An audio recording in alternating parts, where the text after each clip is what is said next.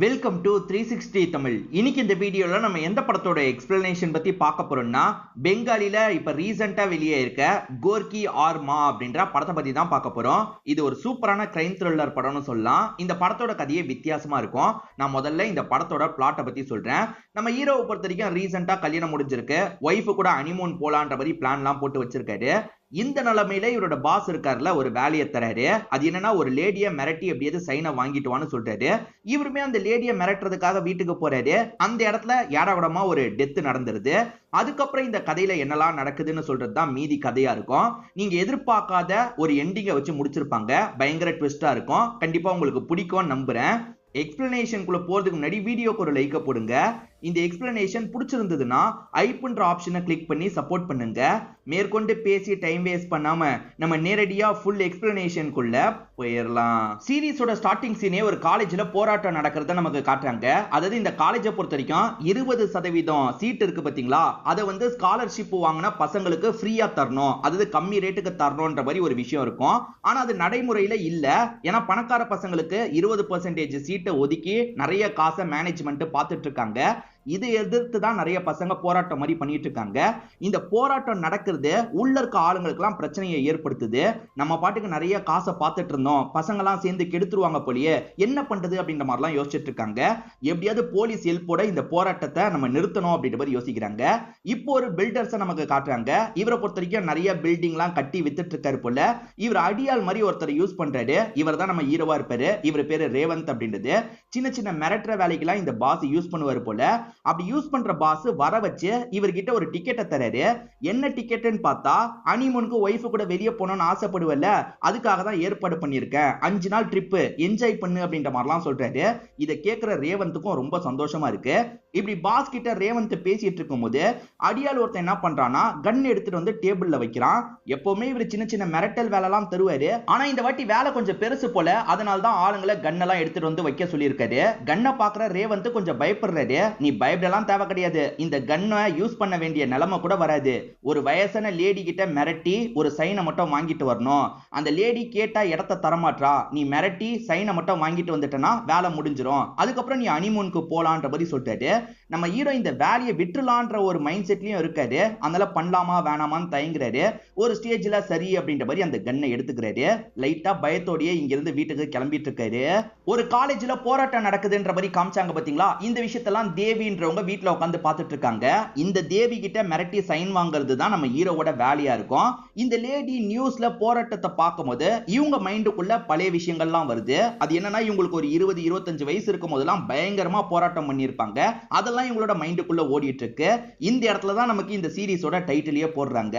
இப்ப நம்ம ஹீரோவும் கறி வாங்குறதுக்காக ஒரு கடைக்கு வராரு. ஏற்கனவே லைன்ல நிறைய பேர் நின்னுட்டு இருக்காங்க. அப்ப புதுசா ஒரு கோழியை எடுத்து அவர் வெட்டும் போது ரத்தம் அங்க இருக்க ஒரு பையன் மேல தெரிக்குது. அந்த பையனுமே பார்த்து வெட்ட மாட்டீங்களா அப்படின்ற மாதிரிலாம் கேட்டுட்டு இருக்கான். அதுக்கப்புறம் ஹீரோ இருக்காரு பாத்தீங்களா, கறியெல்லாம் வாங்கிட்டு அந்த இடத்தை விட்டு கிளம்ப ஆரம்பிக்கிறாரு. ஆக்சுவலா ஹீரோக்கு ரீசெண்டா தான் கல்யாணம் ஆயிருக்கு. ஹீரோவோட ஒய்ஃப் பேர் என்னன்னு பாத்தீங்கன்னா மாலினி அப்படின்றது. மாலினியும் ஹஸ்பண்ட் வந்துட்டாருன்னு பயங்கரமா சந்தோஷப்படுறாங்க. அவங்க நூடுல்ஸ் மாதிரி ஏதோ செஞ்சுட்டு இருப்பாங்க. அவர் அந்த பாத்திரத்தோட எடுக்கிறாரு. இருங்க தட்டுல போட்டு தரன்ற மாதிரி ஒய்ஃபுமே சொல்றாங்க. அவங்க தட்டுல போட்டுட்டு இருக்கும் போது இதுதான் கேப்ன்ற மாதிரி இவருமே கிச்சன்ல இருக்க ஒரு பகுதிக்கு வந்துடுறாரு. அது அரிசி எல்லாம் வைப்பாங்கல்ல, அங்க கன்னை மறைச்சு வச்சிடுறாரு.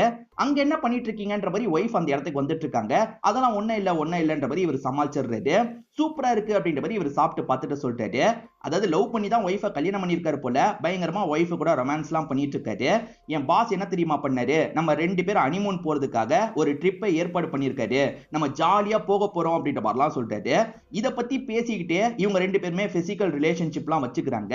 இப்போ ஒய்ஃப் குளிச்சு புது ட்ரெஸ்ஸுக்கு மாறிடுறாங்க. எப்ப நம்ம கிளம்புறோன்ற மாதிரி கேக்குறாங்க. நீ உன்னோட திங்ஸ் எல்லாம் எடுத்து வச்சுக்கோ, சின்னதா ஒரு வேலை இருக்கு, அந்த வேலையை முடிச்சுட்டு ஒரு மணி நேரத்துல நான் வந்துருவேன்ற மாதிரி சொல்லிட்டாரு. அதுக்குள்ள நான் கறியெல்லாம் சமைச்சு வச்சிடுறேன்ற மாதிரி ஒய்ஃப் சொல்றாங்க. சரி உன்னோட திங்ஸையும் நீ எடுத்து வச்சுக்கோ, நான் வந்தோன்னே கிளம்புற மாதிரி இருக்கும்னு சொல்றாரு. சரி ஓகேன்ற மாதிரி ஒய்ஃப் ஏத்துக்கிறாங்க. இவருமே வீட்டை விட்டு இங்க இருந்து கிளம்ப ஆரம்பிக்கிறாரு. இப்போ ஒய்ஃப் இருக்காங்கல்ல, என்னென்ன ட்ரெஸ் எல்லாம் போடலாம், எல்லா ட்ரெஸ்ஸையும் பேக் பண்ணலாம்ன்ற மாதிரி அதுக்கான வேலையை பண்ணிட்டு இருக்காங்க. அந்த ஓனர் என்ன சொல்லியிருப்பாருன்னா, நான் சொல்லும் போது வீட்டுக்குள்ள போ, அந்த லேடி தனியா இருக்கும் போது சொல்றேன் அப்ப போன்னு சொல்லியிருப்பாரு. அதனால நம்ம ஹீரோ வாசல்லையே வெயிட் பண்ணிட்டு இருக்காரு. அந்த வீட்டுல ஒரு வேலைக்கார லேடி இருக்காங்க போல. அவங்க கிட்ட இந்த ஓனர் ஓனர் அம்மா தேவி இருக்காங்கல்ல, பால் மட்டும் கொஞ்சம் எடுத்து வச்சுட்டு போன்னு சொல்றாங்க. சரிமான்ற மாதிரி அவங்க ஏத்துக்கிறாங்க. இப்ப அந்த லேடிக்கு சம்பளத்தை கொஞ்சம் அதிகமா தராங்க.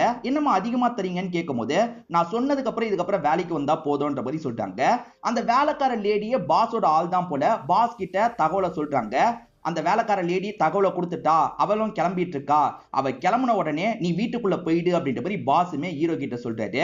இப்ப அந்த ஓனர் அம்மா தேவி இருக்காங்கல்ல, பையன் கூட சேர்ந்து எடுத்த போட்டோ எல்லாம் பார்த்துட்டு இருக்காங்க. அதாவது ஆல்பத்தை எல்லாம் பார்த்துட்டு இருக்காங்க. இப்ப பால் பாக்கிய கேட்டு ஒருத்தர் கால் பண்றாரு. இவங்களுமே அந்த காசை நான் அனுப்பிட்டேன், இதுக்கப்புறம் எனக்கு பால் ஊத்த வேணாம்னு சொல்றாங்க. ஏற்கனவே வேலைக்காரி கிட்ட பாலை எடுத்து வச்சுட்டு போன்னு சொன்னாங்கல்ல, அதை ரெடி பண்ணலான்ற மாதிரி இந்த இடத்துல ரெடி பண்ணிட்டு இருக்காங்க. இப்ப ரெடி பண்ணி இவங்க டேபிள்ல வந்து வைக்கிறாங்க. அப்பன்னு பார்த்து நம்ம ஹீரோ இருக்காருல, வீட்டுக்குள்ள நுழைஞ்சிட்டு இருக்காரு. யார் நீ அப்படின்ற மாதிரிலாம் கேக்குறாங்க. இவர் எதுவுமே பேசாம இங்க இருக்க சேர்ல வந்து உட்கார்ந்துடுறாரு. ஒன்னும் இல்ல, ஒரு சைனை மட்டும் போடுங்க, நான் போய்கிட்டே இருக்கேன்ற மாதிரி சொல்லிட்டாரு. பில்டர்ஸ் தான் அனுப்பி வச்சிருக்கான்றது உங்களுக்கு தெளிவா புரிஞ்சிருது. என்னால சைன்லாம் போட முடியாது, இந்த வீடெல்லாம் தர முடியாது, நீ முதல்ல கிளம்புன்னு சொல்றாங்க. போகலாம் முடியாதுன்ற மாதிரி ஹீரோ பேசிட்டு இருக்காரு. இவங்களை மிரட்டுறதுக்காக கன்னை எடுக்கலான்னு பார்த்தா கன்னு இல்ல. இவர் கன்ஃபியூஸ் ஆயிடுறாரு. அப்பன்னு பார்த்தா அந்த பாஸ் கிட்ட இருந்து கால் வருது. என்ன வேலை முடிஞ்சிருச்சான்ற மாதிரி பாஸ் கேட்கிறாரு. இல்ல பாஸ், இன்னும் கொஞ்ச நேரத்துல வேலை முடிஞ்சிடும், வேலையை முடிச்சதுக்கு அப்புறம் நான் கால் பண்றேன்ற மாதிரி இவர் காலை கட் பண்ணிடுறாரு. கன்னு எங்க மிஸ் ஆயிருக்கும், நம்ம வீட்ல இருந்து எடுத்துட்டு தான் வந்தோம், அப்ப வர வழியில மிஸ் பண்ணிருப்போமா அப்படின்ற மாதிரிலாம் யோசிக்கிறாரு. இங்கதான் ஃபர்ஸ்ட் எபிசோட முடிக்கிறாங்க. செகண்ட் எபிசோட ஸ்டார்டிங் சீனே ஒரு பையன் தூக்குல தொங்கிட்டு இருக்க மாதிரி நமக்கு காட்டுறாங்க. இந்த பையனோட பேரு அசோக் அப்படின்றது. இந்த பையன் யாரு என்னன்றது இப்போதைக்கு தெளிவா தெரியல. அப்படியே கட் பண்ணி நம்ம ஹீரோவோட ஒய்ஃபை காட்டுறாங்க.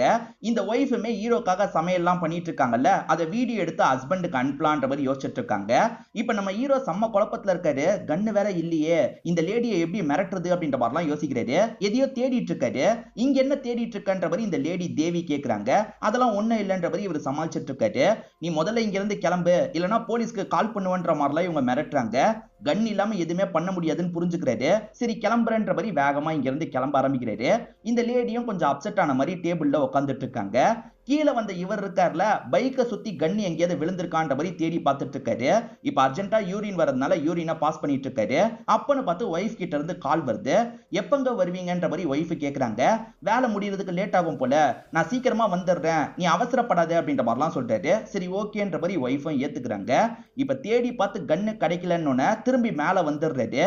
இப்ப மேல வந்தவரு சோஃபாவை லைட்டா செக் பண்ணும்போது அங்கதான் கன்னு விழுந்து கிடக்கிறது தெரியுது. இப்ப கன்னு கிடைச்சிருச்சுல, மிரட்டி இவங்க கிட்ட கையெழுத்த வாங்கிடலாம்னு யோசிக்கிறாரு.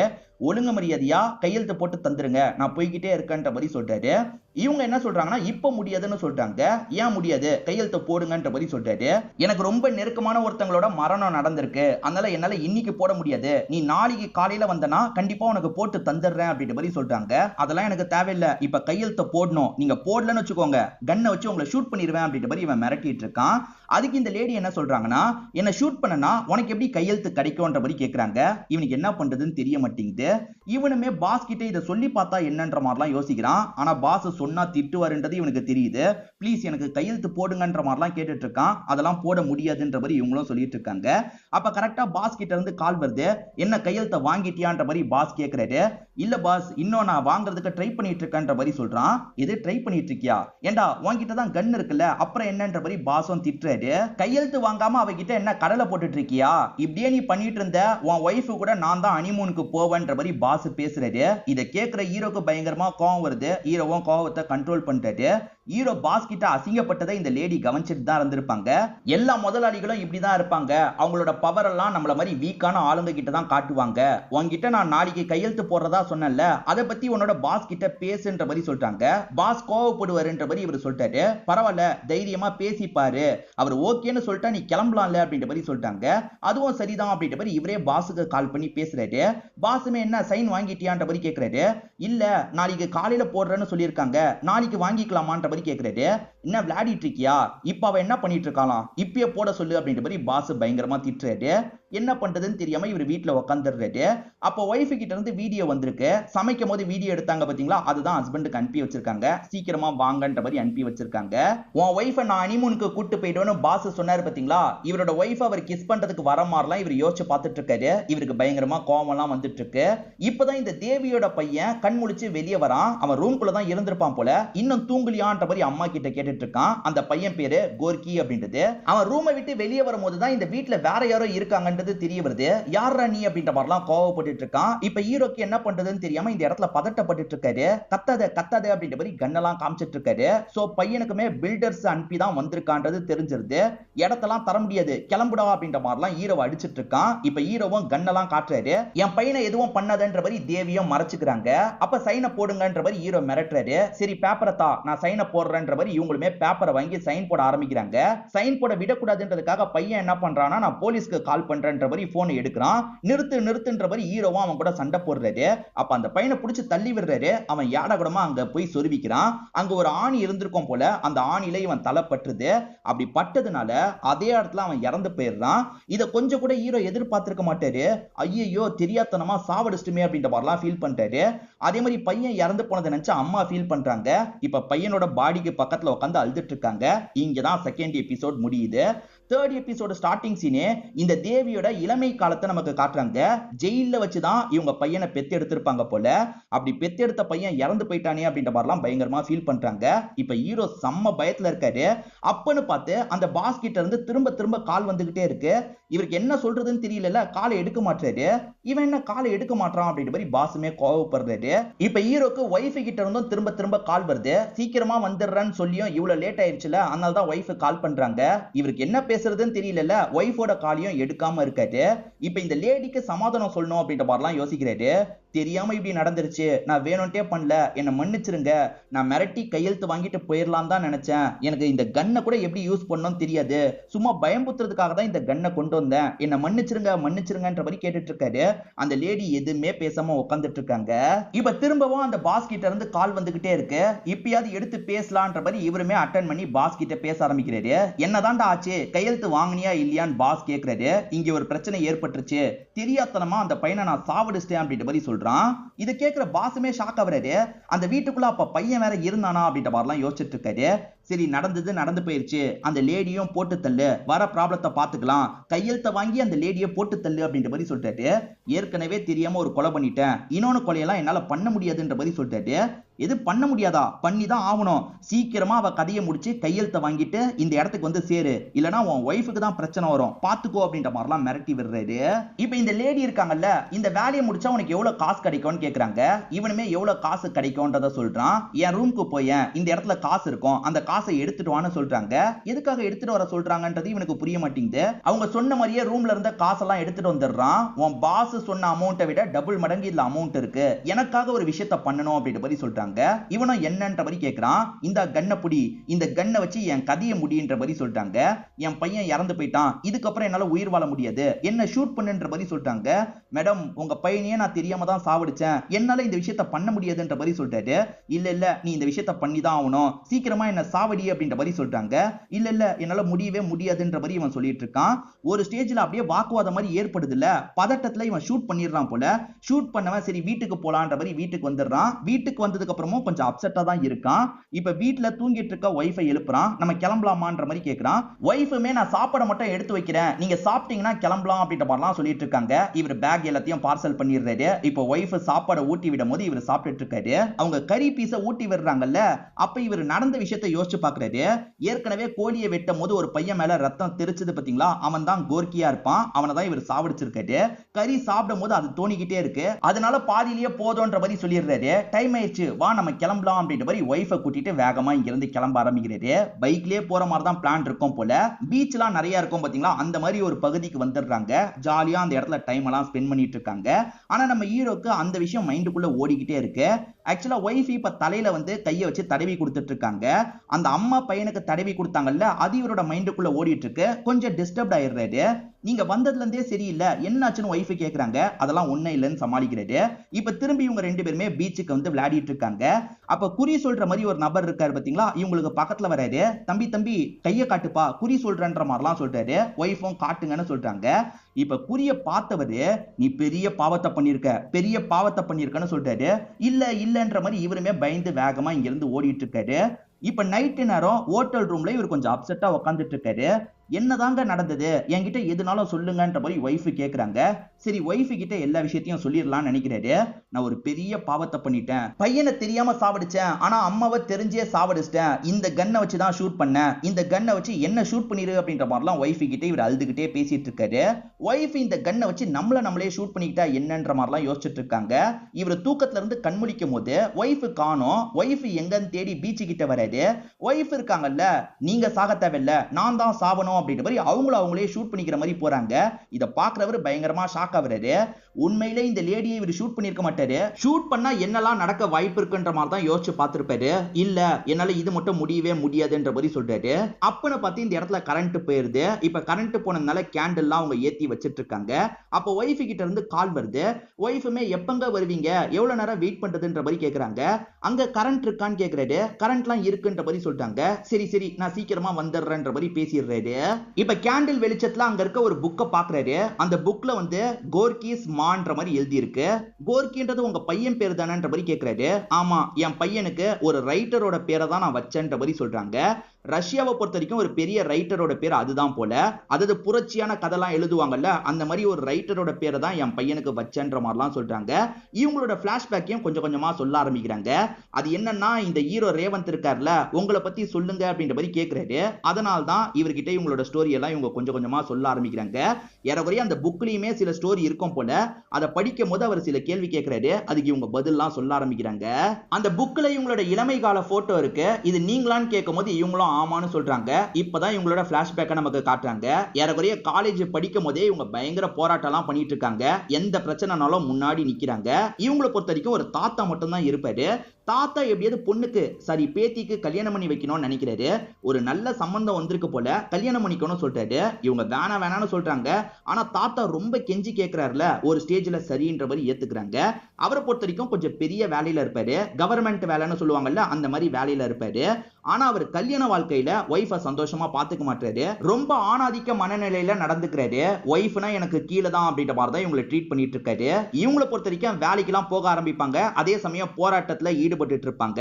ஹஸ்பண்டுக்கு இதெல்லாம் தெரியக்கூடாதுன்னு ஹஸ்பண்டுக்கு தெரியாம தான் இந்த விஷயத்தெல்லாம் பண்ணிட்டு இருப்பாங்க. நான் வேலைக்கு போயிட்டு வந்துடுறேன்ற மாதிரி கிளம்பி போறாங்க. அப்ப இவருமே ஒய்ஃபோட ஆக்டிவிட்டி சரியில்லையே, செக் பண்ணலான்ற மாதிரி ரூமை செக் பண்ணிட்டாரு. அப்பதான் போராட்டம் சார்ந்து நிறைய வச்சிருக்கிறது தெரிய வருது. அதாவது போராட்டத்துல துண்டறிக்க மாதிரிலாம் தருவாங்கல்ல, அந்த மாதிரி நிறைய அச்சடிச்சு வச்சிருக்கிறதுலாம் இவருக்கு தெரிய வருது. ஒய்ஃப் போராட்டத்தெல்லாம் முடிச்சுட்டு நைட்டு எதுவுமே தெரியாத மாதிரி வீட்டுக்கு வராங்க. ஆனா இவருக்கு தான் ஒய்ஃப் என்ன பண்ணிட்டு இருக்காங்கன்னு தெரிஞ்சிருச்சுல. ஒய்ஃப் இந்த மாதிரி பண்றதுனால இவரோட வேலைக்கே பிரச்சனை வரும் போல. எதுக்காக இந்த மாதிரிலாம் பண்ணிட்டு இருக்க, இதை ஸ்டாப் பண்ணு அப்படின்ற மாதிரி சொல்றாரு. யாருக்காகவும் இதை ஸ்டாப் பண்ண மாட்டேன்ற மாதிரி ஒய்ஃப் சொல்றாங்க. இதுல செம்மையா ஹஸ்பண்ட் கடுப்பாயிடுறாரு. ஏற்கனவே இவங்களை டார்ச்சர் பண்ணுவாரு, இன்னைக்கு பயங்கரமா டார்ச்சர் பண்றாரு. இதுக்கப்புறம் இப்படி பண்ணனா அவ்வளவுதான் அப்படின்ற மாதிரி ஹஸ்பண்டையே எதிர்த்து பேசுறாங்க. என்னையே எதிர்த்து பேசுறியா அப்படின்ற மாதிரி இவர் அடின்னு அடிக்கிறாரு. இவங்க விருப்பம் இல்லாமே இவங்க கிட்ட எல்லை மீறி நடந்துடுறாரு. இது எல்லாத்தையும் இவங்க கொஞ்சம் சோகமா தான் சொல்லிட்டு இருக்காங்க. இவங்க கிட்ட எல்லை மீறி நடந்துட்டு ஹஸ்பண்ட் நல்லா தூங்கிட்டு இருக்காரு. இவங்க முழிச்ச மாதிரி தான் உட்காந்துட்டு இருக்காங்க. இப்ப காலையில போலீஸுங்க வந்திருக்காங்க. ஹஸ்பண்டுமே நம்மள மாட்டி விட்டுட்டா போல, நம்ம எல்லை மீறி நடந்ததை போலீஸ் கிட்ட சொல்லிட்டா போல அப்படின்ற மாதிரி பயப்படுறாரு. ஆனா போலீஸுங்க இவங்களை அரெஸ்ட் பண்றதுக்காக தான் வந்திருப்பாங்க. இவங்க போராட்டம் பண்றாங்க பாத்தீங்களா, அதனால பிரச்சனை வந்து அரெஸ்ட் பண்றதுக்காக தான் வந்திருப்பாங்க. பெரிய லெவல்ல மாட்டிக்கிட்டாங்க, வெளியே எடுக்கிறதுக்கான வேலையை பாருங்கன்ற மாதிரி போலீஸும் ஹஸ்பண்ட் கிட்ட சொல்லிட்டு போயிடுறாரு. மாச கணக்குல ஜெயில இருக்க மாதிரி ஒரு பெரிய கேஸ்ல மாட்டிக்கிறாங்க போல. இவங்க கூட போராட்டம் பண்ணுவாங்கல்ல, அவங்க எல்லாருமே வெளியே எடுக்கிறதுக்கு ட்ரை பண்ணிட்டு தான் இருக்காங்க. இவங்க ஜெயிலுக்கு வந்ததுக்கு அப்புறம் தான் இவங்க பிரெக்னண்டா இருக்காங்கன்றது தெரிய வருது. ஜெயிலே பிரசவம் நடக்குது. அப்படிதான் பையன் பிறந்திருப்பான். பையனுக்கு இவங்களுக்கு பிடிச்ச ரைட்டரோட பேரை தான் வச்சிருப்பாங்க. பையன் மேல ரொம்ப பாசமா இருக்காங்க. தாத்தா இருக்காருல, ஹஸ்பண்ட் கூட திரும்பி சேர்ந்து வாழுன்ற மாதிரி சொல்றாரு. அந்த மிருகம் கூட என்னால வாழ முடியாது, இதுக்கப்புறம் என் லைஃபை நானே பாத்துக்கிறேன், என் பையனை நானே தனியா பாத்துப்பேன்ற மாதிரி சொல்றாங்க. இவங்க வேலை பாக்குறாங்க, அதே மாதிரி போராட்டமும் பண்ணிட்டு இருக்காங்க. இந்த போராட்டத்தினால தான் இவங்களோட கால்ல அடிபட்டிருக்கும். பிரசன்ட்ல இவங்க ஹேண்டிகேப்பா தான் இருக்காங்க. ஆனா பையன் மேல ரொம்ப பாசம் வச்சு தான் வளர்த்துட்டு இருக்காங்க. இப்ப பையனை பொறுத்த வரைக்கும் காலேஜ் படிக்கிற வயசுக்கு வந்துடுறாரு.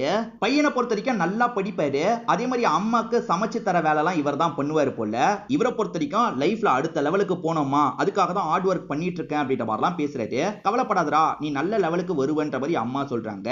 ஆக்சுவலா பையன் கூட ரூம்மேட்டா இருக்கிற பையனோட பேரு அசோக் அப்படின்றது. இவங்க ஒரு வாட்டி பையனோட ரூமுக்கு போகும்போது தான் அசோக்கை மீட் பண்ணிருப்பாங்க. பிரசன்ட்ல ஒருத்தர் தூக்குல தொங்குனார்ல, அவர் தான் இந்த அசோக்கா இருப்பாரு. அம்மாவும் அசோக் கிட்ட பழக ஆரம்பிக்கிறாங்க. இந்த தேவி சொல்லிட்டு இருக்கும்போது என்ன பண்றாங்கன்னா, ஒரு பொருளை எடுத்துட்டு வான்ற மாதிரி ஹீரோ கிட்ட சொல்றாங்க. இவர் அவங்க சொன்ன பொருளை எடுத்துட்டு வரலான்ற மாதிரி கொஞ்சம் தள்ளி போறாரு.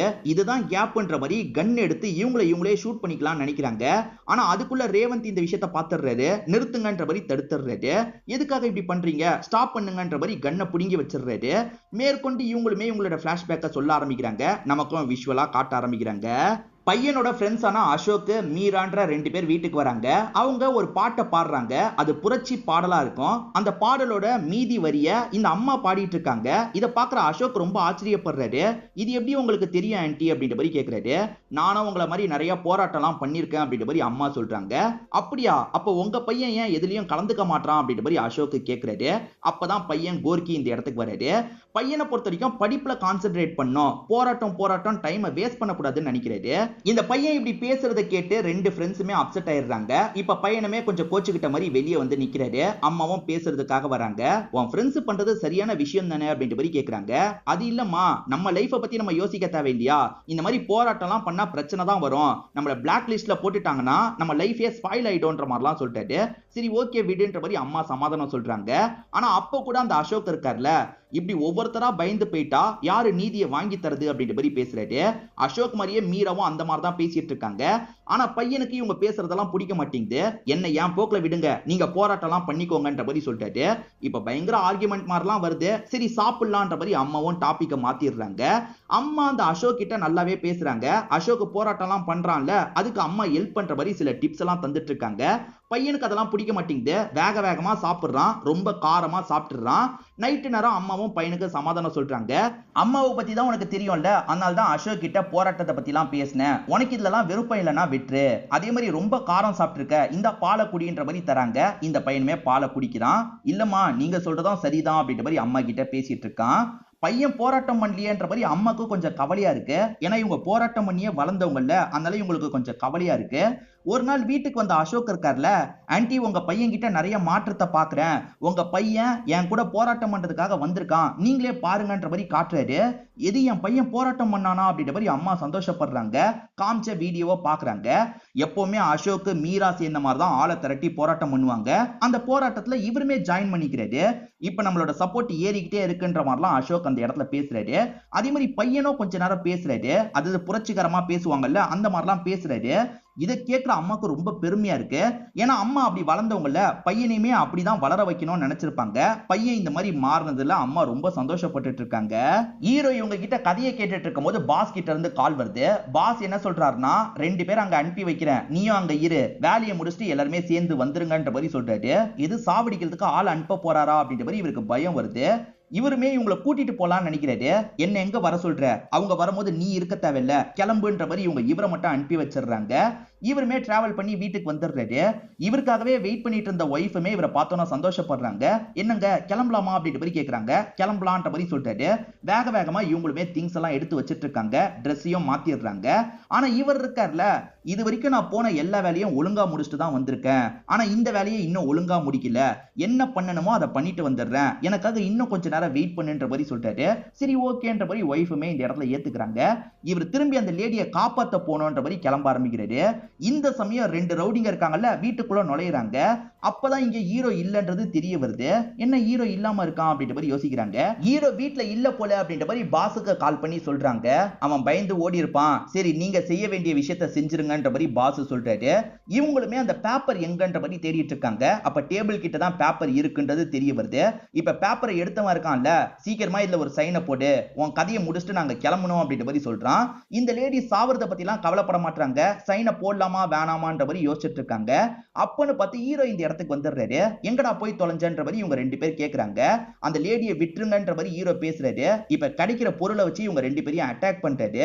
அவனுங்க 2 பேருக்கு பயங்கரமா காயம் பட்டிருக்கும். ஹீரோ கண்ணை வேற காட்டுறாருல, அவனுங்க 2 பேருமே தப்பிச்சா போதும்ன்ற மாதிரி இங்க இருந்து கிளம்பி போயிடுறாங்க. இவருமே உங்களுக்கு எதுவும் ஆவலல அப்படின்ற மாதிரி இந்த லேடியை பார்த்து கேக்குறாரு. நீ எதுக்காகடா திரும்பி வந்த, கிளம்ப வேண்டியதானேன்ற மாதிரி கேக்குறாங்க. எனக்கு மனசு வரலன்ற மாதிரி இவருமே சொல்றாரு. இப்ப மேற்கொண்டு நடந்த பிளாஷ்பேக்கை நமக்கு காட்ட ஆரம்பிக்கிறாங்க. காலேஜ்ல நாளுக்கு நாள் போராட்டம் அதிகமாகிக்கிட்டே இருக்கு. போராட்டத்தோட ஹெட்டாவே அசோக் தான் இருப்பான். நிறைய பசங்க மேல பிளாக் மார்க்லாம் வச்சிட்டு இருக்காங்க. அசோக்க லாக்கே பண்ணணும், அவனோட லைஃபையே காலி பண்ணணும் அப்படின்ற மாதிரி ஏற்பாடெல்லாம் மேனேஜ்மெண்ட்டை சேர்ந்தவங்க பண்ணிட்டு இருக்காங்க. அம்மா, அவன் நம்ம வீட்டுக்கு வருவான், நீங்க கொஞ்ச நாள் அவனை பாத்துக்கோங்க, அங்க இருந்து அவனை வேற எங்கேயாவது அனுப்பி வச்சிடலாம் அப்படின்ற மாதிரி பையன் சொல்றான். அம்மாவும் சரின்ற மாதிரிலாம் ஏத்துக்கிறாங்க. பையன் சொன்ன மாதிரியே அந்த அசோக் இருக்காரு பாத்தீங்களா, பதுங்கிறதுக்காக இவங்க வீட்டுக்கு வராரு. யாரும் பார்க்கல, உள்ள வா அப்படின்ற மாதிரி அம்மாவும் வீட்டுக்குள்ள எல்லாம் கூப்பிடுறாங்க. அசோக் இந்த இடத்துக்கு வந்துட்டாலும் மேற்கொண்டு அந்த இடத்துல போராட்டம் போய்கிட்டே தான் இருக்கு. இந்த போராட்டத்தை நாங்க நிறுத்த மாட்டோம் அப்படின்ற மாதிரி பசங்களும் பேசிட்டு இருக்காங்க. இது எல்லாத்தையும் அசோக் இருக்காரு பாத்தீங்களா, நியூஸ் மூலியமா பாத்துட்டு இருக்காரு. அம்மாவும் சாப்பிட்டு போன்னு சொல்றாங்க. இல்லம்மா போதும்ன்ற மாதிரி இவர் சொல்லிட்டாரு. கொஞ்ச நாள் மட்டும் இவர் வேற ஸ்டேட்ல இருக்கிற மாதிரி பிளான் இருக்கும், திரும்பி வந்து ஸ்டார்ட் பண்ணிடுவேன் அப்படின்ற மாதிரிலாம் சொல்லிட்டாரு. உன் உயிருக்கு ஏதாவது ஆபத்து வந்துட போகுது அப்படின்ற மாதிரி சொல்றாங்க. ஏமா, இந்த விஷயத்தெல்லாம் யோசிக்காமையா இந்த போராட்டத்தை பண்ண ஆரம்பிச்சிருப்பேன், எது வந்தாலும் பாத்துக்கலாம், நீங்க தேவையில்லாம என்ன நினைச்சு கவலைப்படாதீங்க, அதே சமயம் அசோக்கும் வந்துருவான், அசோக்க நீங்க நல்லபடியா பாத்துக்கோங்கன்ற மாதிரி சொல்லிட்டு இந்த இடத்தை விட்டு கிளம்ப ஆரம்பிக்கிறாரு. இப்ப இவங்களுமே பையன் எப்போ வருவான்னு வெயிட் பண்ணிட்டு இருக்காங்க. பையனுமே யாருக்குமே தெரியாத மாதிரி தான் உள்ள வராரு. நான் வீட்டுல இருக்கிறது யாருக்கும் கொஞ்ச நாள் தெரிய வேணாமா அப்படின்ற மாதிரிலாம் சொல்றாரு. இப்ப இந்த கோர்க்கி இருக்கான் பாத்தீங்களா, இவன் வீட்டுல இருந்து என்ன அப்டேட் நடந்துட்டு இருக்கு அப்படின்றதெல்லாம் பார்த்துட்டு இருக்கான். அம்மாவும் அப்பப்ப காலேஜ்ல என்னதான்டா நடக்குது, பசங்க கிட்ட பேசினியான்ற மாதிரி கேட்டுட்டு இருக்காங்க. இப்ப திடீர்னு பையன் இருக்கான்ல, அம்மா ஸ்டான்ஃபோர்ட் யூனிவர்சிட்டியில நான் செலக்ட் ஆயிருக்கமா அப்படின்ற மாதிரி சொல்றான்.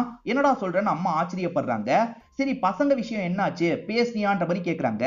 அம்மா, எவ்வளவு பெரிய விஷயத்த சொல்றேன், நீங்க இப்பயும் பசங்களை பத்தி கேக்குறீங்க, நான் இவ்வளவு பெரிய விஷயத்த அச்சீவ் பண்ணிருக்கேன், பாராட்ட மாட்டீங்களா அப்படின்ற மாதிரிலாம் கேக்குறான். அந்த அசோக்க சேஃபா ஒரு பகுதிக்கு அனுப்புற வேலையை பையன் தான் பண்றதா சொல்லியிருப்பான். அந்த இடத்த பத்தி கேட்டா பையன் சரியாவே பதில சொல்ல மாட்டான். எதுக்காக பையன் சரியாவே பதில சொல்ல மாட்டான் அப்படின்ற மாதிரி அம்மா யோசிச்சுட்டு இருக்காங்க. இப்ப பையன் இருக்கான்ல, உங்களுக்கு நான் சிக்கன் ரெடி பண்ணி தரேன்ற மாதிரி சொல்றான். அதுக்காக தான் கறி எடுக்கிறதுக்காக வந்திருப்பான். அப்படி வரும்போது தான் ரத்தம் இவன் மேல தெரிச்சிருக்கும். அதுக்கப்புறம் வீட்டுக்கு கிளம்பி வந்துட்டு இருக்கான். அந்த சமயம் இவன் போனை விட்டுட்டு போயிருப்பான். போன் வரும்போது அம்மா எடுத்து காதுல வைக்கிறாங்க. பேசலாம் நினைக்கிறதுக்குள்ள எதிர இருக்க மீரா பேசுறா. ஒன்ன மாதிரி துரோகியை நான் பார்த்ததே கிடையாது, அசோக்க மாட்டி விட்டுட்டல அப்படின்ற மாதிரி அந்த பொண்ணு திட்டுறாங்க. சோ பையன் துரோகம் பண்ணிருக்கான்றது அம்மாக்கு தெரிஞ்சிருது. இப்ப பையன் எதுவுமே தெரியாத மாதிரி வீட்டுக்கு வந்துடுறான். உங்களுக்காக சீக்கிரமா நான் சமைச்சு தரேன்ற மாதிரி ரெடி பண்ணிட்டு இருக்கான். ஆனா அம்மா இருக்காங்கல்ல, அசோக்க நீ ஒரு இடத்துக்கு அனுப்புறதா சொன்னல, என்ன நடந்தது ஒழுங்கா சொல்லுன்ற மாதிரி கேக்குறாங்க. இப்ப எதுக்குமா அதை பத்தி பேசிட்டு இருக்கீங்க, அவன் சேஃபா தான் இருப்பான், கவலைப்படாதீங்க அப்படின்ற மாதிரிலாம் சொல்லிட்டு இருக்காரு. பொய் சொல்லாத, அந்த மேனேஜ்மெண்ட் ஆளுங்க கிட்ட நீ மாட்டி விட்டுருக்க அப்படிதானே அப்படின்ற மாதிரி அம்மா கேக்குறாங்க. இப்பதான் ஒரு விஷயம் ரிவீல் ஆகுது. மேனேஜ்மெண்ட்டை சேர்ந்தவங்க அந்த பசங்கள்ல யார் வீக்கா இருக்காங்களோ அவங்கள செலக்ட் பண்ணலான்ற மாதிரி இந்த கோர்க்கியை செலக்ட் பண்ணிருப்பாங்க.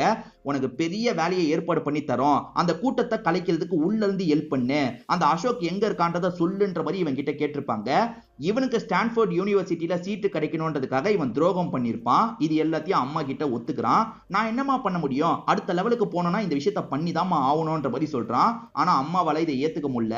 ஏன்னா அந்த அசோக்கை பொறுத்த வரைக்கும் காலேஜ்ல இருக்க ஏழை பசங்களை பத்தி யோசிச்சிருப்பாரு. ஆனா இவங்களோட பையனை பொறுத்த வரைக்கும் இவன் லைஃப பத்தி மட்டும் யோசிக்கிறான்ல, இது அம்மாக்கு சுத்தமா பிடிக்கவே மாட்டேங்குது.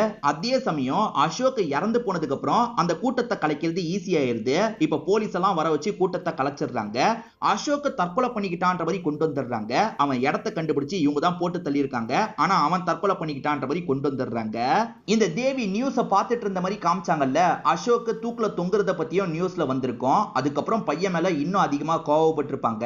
ஆக்சுவலா செல்லுல இருக்கும்போது கஷ்டப்பட்டு பையனை பெத்து எடுத்தாங்க பாத்தீங்களா, பையன் போய் இப்படி பண்ணிட்டானே அப்படின்ற மாதிரி பையன் மேலே உங்களுக்கு பயங்கரமா கோவம்லாம் வருது. பையனை சாவடிக்கணும்னு யோசிச்சிருப்பாங்க.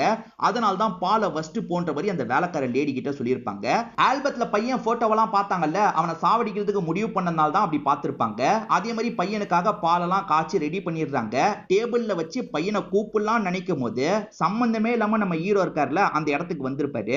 அப்பத்துல இருந்து தான் இவங்க ஹீரோ கிட்ட பேச ஆரம்பிச்சிருப்பாங்க. இங்க இருந்து கிளம்புன்ற மாதிரிலாம் ஹீரோ கிட்ட சொல்லியிருப்பாங்க. ஆனா அதுக்குள்ள ஹீரோவாலிய பையன் ஏடவிடமா இறந்து போயிடுவான். இது எல்லாத்தையும் இவங்க யோசிக்க மட்டும் தான் செய்யறாங்க, ஹீரோ கிட்ட சொல்லியிருக்க மாட்டாங்க. இப்ப ஹீரோ இருக்காருல கொஞ்சம் தள்ளி போய் உட்கார்றாரு. இவங்க கண்ணுல டிராப்ஸ் போடலான்ற மாதிரி டிராப்ஸ் எல்லாம் போட்டுட்டு இருக்காங்க. அந்த சமயம் ஹீரோக்கு தாகம் எடுக்குது. பார்த்தா தண்ணி இல்லவே இல்ல. அங்க பால் வச்சிருக்கிறது தெரிஞ்சோன்னா அந்த பாலை எடுத்து குடிக்கிறாரு. அதுலதான் விஷம் கலந்து வச்சிருப்பாங்க. இவர் குடிச்சிடுறாரு. இப்ப கண்ணெல்லாம் சரி பண்ணிட்டு இவங்க பார்க்கும்போது ஹீரோ அந்த பாலை குடிச்சிருக்காருன்னு தெரிய வருது. எதுக்காக அந்த பாலை எடுத்து குடிச்ச, அந்த பால்ல நான் விஷத்தை கலந்திருந்தேன் அப்படின்ற மாதிரி சொல்றாங்க. இப்ப ஹீரோக்கு ரத்த வாந்தி வர ஆரம்பிக்குது. விஷம் ரொம்ப வேகமா வேலை செய்து போல ரத்த வாந்தி எடுத்துட்டு இருக்காரு. உயிர் பொழைக்க மாட்டாருன்றது தெரிஞ்சிருது. பையனை சாவடிக்கலாம்னு நினைச்சு இவனை சாவடிச்சிட்டுமே அப்படின்ற மாதிரி இவங்களுமே ஃபீல் பண்றாங்க.